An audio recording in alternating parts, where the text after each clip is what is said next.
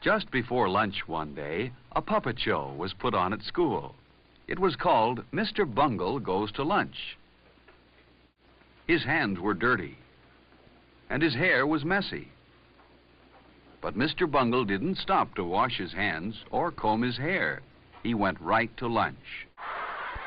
Even though this made the children laugh, no one thought that was a fair thing to do. Phil knew that a Mr. Bungle wouldn't have many friends. He wouldn't want to be like Mr. Bungle.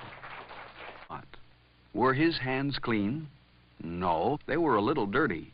Phil remembered that Mr. Bungle didn't wash his hands. Mr. Bungle's hair was messy, too. Phil didn't want to be like Mr. Bungle. Washing their hands, too. Phil washed his hands well, with lots of soap.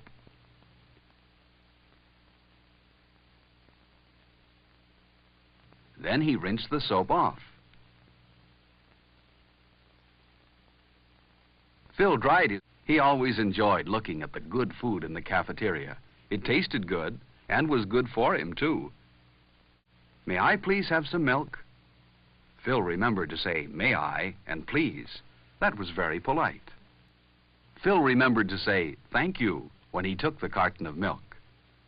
Phil had good manners. He didn't want to be like Mr. Bungle in the lunchroom. At the end of the line, the lunchroom supervisor said she had noticed how polite Phil was, and she smiled at him. She wouldn't smile at a Mr. Bungle.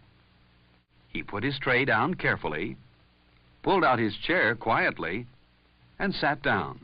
He knew his friends wouldn't like a noisy Mr. Bungle at their table. Before Phil began to eat, he always put a napkin on his lap. Phil and his friends wouldn't like to have a Mr. Bungle at their table. Then lunchtime wouldn't be as much fun as it is. He saved his cake for last. Only a Mr. Bungle would eat his dessert before he'd finished the rest of his lunch. And Phil wasn't a Mr. Bungle.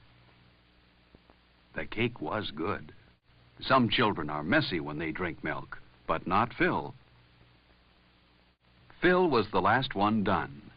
He wiped his mouth and hands carefully with his napkin. Then he cleaned the table where he sat. But Phil didn't want to be like Mr. Bungle, so he put his chair neatly into place. No, Mr. Bungle sat here. Mr. Bungle probably wouldn't bother to put his lunch tray in the right place either, but Phil and his friends did. No one here was a Mr. Bungle, and no one wanted to be. Are you like Mr. Bungle? Mr. Bungle is a shame because he spoils lunchtime. Don't be like Mr. Bungle. Have good lunchtime manners, and lunch will be more fun for everyone.